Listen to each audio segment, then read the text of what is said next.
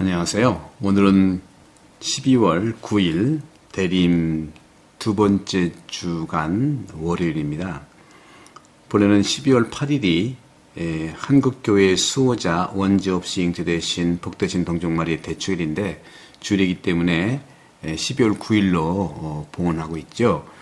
그러나 저는 대림 2주간의 월요일 복음을 함께 나누겠습니다. 루카복음 5장 17절에서 26절인데 오늘 제목은 용서하는 능력이라는 제목으로 나누겠습니다. 예수님이 중풍병자를 고치시는데요. 예수님께서 가르치고 계셨는데 갈릴레아와 유다 모든 마을과 예루살렘에서 온 바리사이들과 율법 교사들도 앉아 있었고 예수님께서는 주님의 힘으로 병들을 고쳐주기도 하셨는데 그때 남자 몇이 중풍 걸린 어떤 사람을 평상에 누인 채로 들고 와서 예수님 앞으로 들여다 놓으려고 했어요. 쭉 이런 내용들이 있죠. 그런데 20절에 보게 되면 예수님께서 그 사람들을 데리고 왔죠. 그러니까 그 병자 데리고 오는 그들의 믿음을 보시고 말씀하셨어요. 사람아, 너는 죄를 용서받았다. 그런데 율법학자와 바리사이들은 의아하게 생각하기 시작했고 저 사람은 누구한테 하느님을 누구인데 하느님을 모독하는구나 하고 하느님 한 분 외에 누가 죄를 용서할 수 있단 말인가 하면서 용서에 대한 문제를 걸고 넘어가는 겁니다.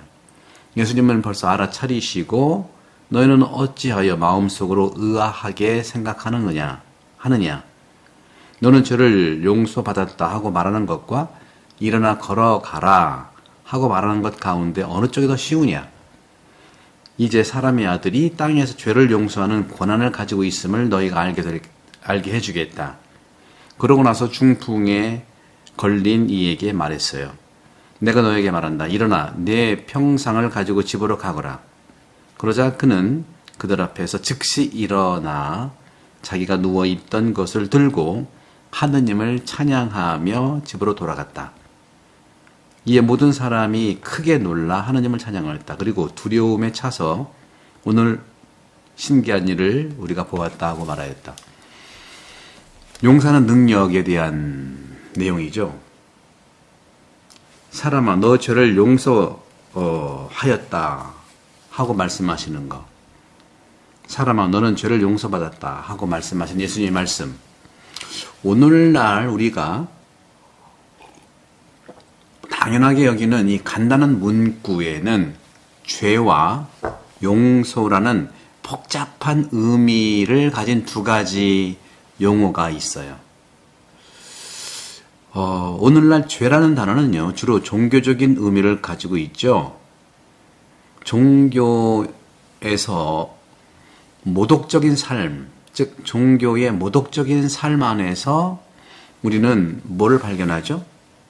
결함을, 또 오류를, 범죄, 이런 것들의 결함을 발견하고 이야기를 합니다. 그런 점에서도 우리가 비자발적인 의도하지 않은 그런 실수는 실제가 아니고 내일이나 모레, 즉 미래의 행동을 하는 방법을 어떻게 미래에 살아갈 것인가, 어떻게 행동할 것인가 하는 방법을 배우기 위해서는 이러한 실수가 드러나게 되어 있잖아요. 실수는 계획하는 게 아니기 때문에. 그러므로 그런 점에서 봤을 때 범죄라고 하는 것은요, 사람이나 사물에 대한 악한 행위, 그것이 있기 때문에 의도. 그래서 법정에서도 지향이 있느냐, 의도적으로 하는 게 굉장히 중요하잖아요. 그죠?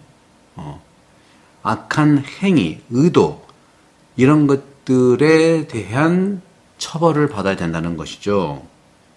이것은 세상에 어떻게 보면 의로움, 정의가 될 겁니다. 이 문맥에서는 용서가 들어갈 자리가 없어요. 대신에 문맥의 일부가 되는 것이죠. 누군가가 우리에게 어떤 일을 하고 또 우리를 화나게 하며 우리를 고통스럽게 만들었다고 합시다. 그때에 첫 번째 충동은 어떤 걸까요? 그들이 우리에게 해를 끼친 것을 되돌려주고 갚으려고 하는 복수, 그리고 처벌을 당연히 요구하는 것이 아니겠습니까? 하지만 또 다른 생각이 우리 마음속에서 떠오르고 있는 것이 어떤 걸까요? 용서입니다. 차라리 용서할 수 없는 것일까? 용서하고 말어. 우리 마음속에 들리는 이 부분은 하느님의 음성이에요.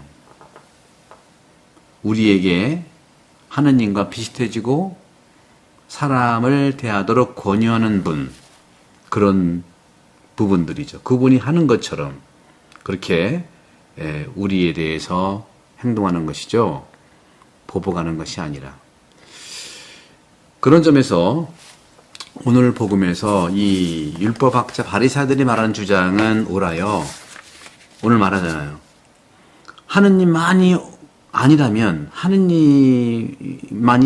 어떻게 죄를 용서할 수 있겠느냐? 누가 죄를 용서할 수 있겠느냐? 그렇게 말을 하는 것이죠.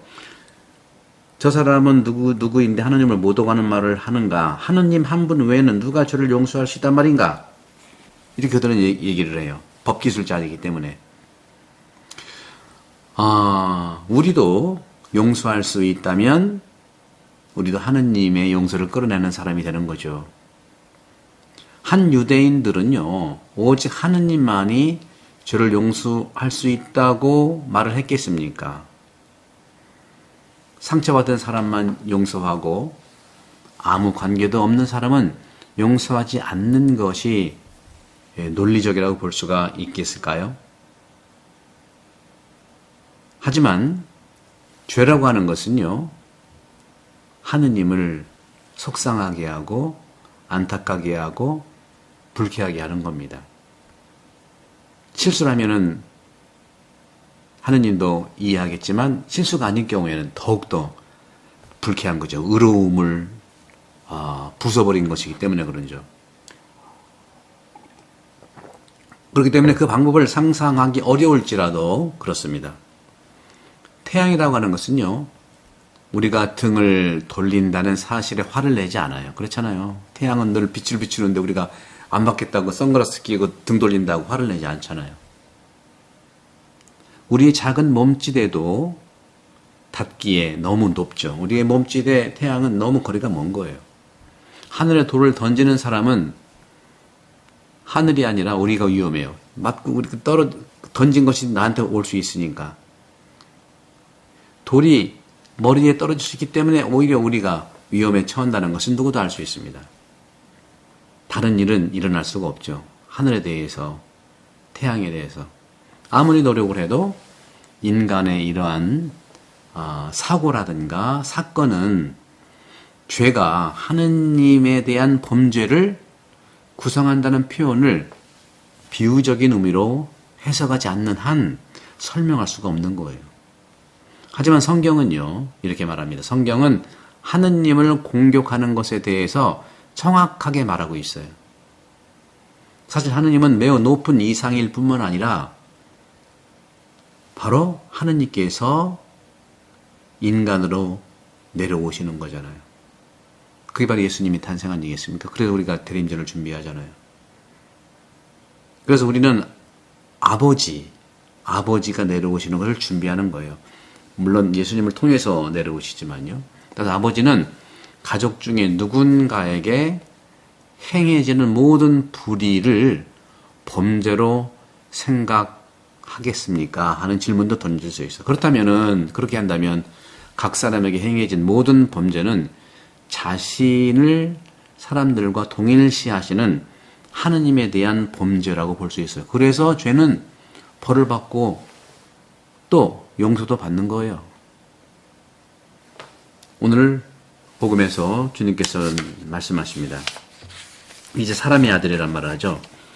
이제 사람의 아들은 여기 나와 있어요. 사람의 아들이 24절에 사람의 아들이 땅에서 죄를 용서하는 권한을 가지고 있음을 너희가 알게 해주겠다 하고 말합니다. 죄는요, 자신을 인간과 동일시하신 하느님을 불쾌하게 합니다.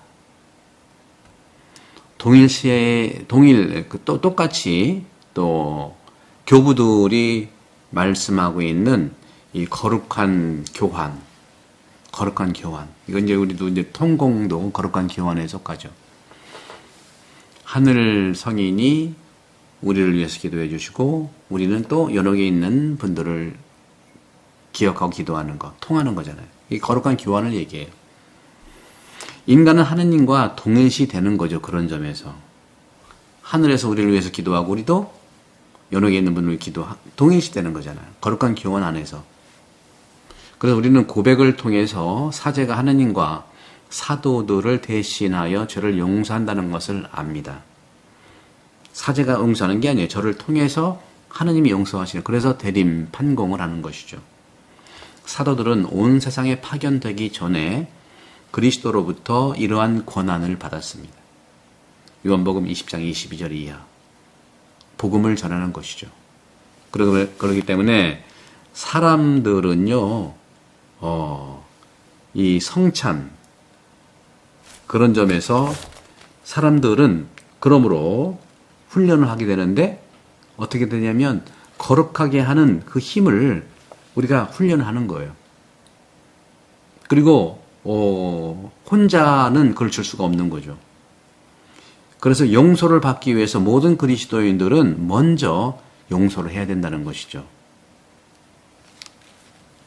그런 점에서 옛날 옛적에 장례식이 진행되는 동안 관을 땅에 놓기 전에 한 사제가 이렇게 말을 하는 거죠. 사제가 참석한 사람들에게 물어봅니다.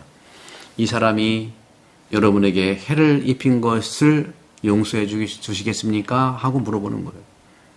모두가 용서합니다 하고 대답을 하지요.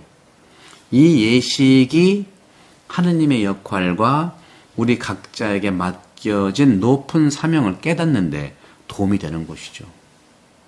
이렇게 하면 우리는 더 기꺼이 용서를 할 수 있지 않겠습니까? 얼마나 아름다운 그런 기도가 될 수 있겠죠. 그런 점에서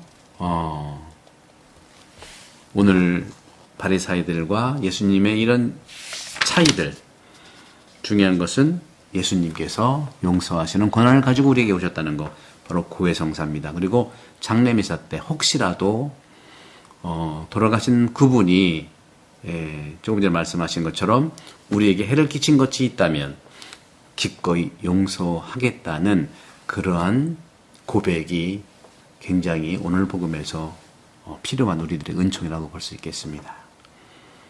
대림식이 저희 본당에서 영혼돌봄 3주 기도 수업이 있는데 많이 오셔서 이러한 성찰에 대한 고해성사를 보는 데 있어서 도움이 되기를 바라면서 은혜로운 성탄 준비가 되기를 축복합니다. 성부와 성자와 성령께서는 여러분들을 강복합니다. 감사합니다.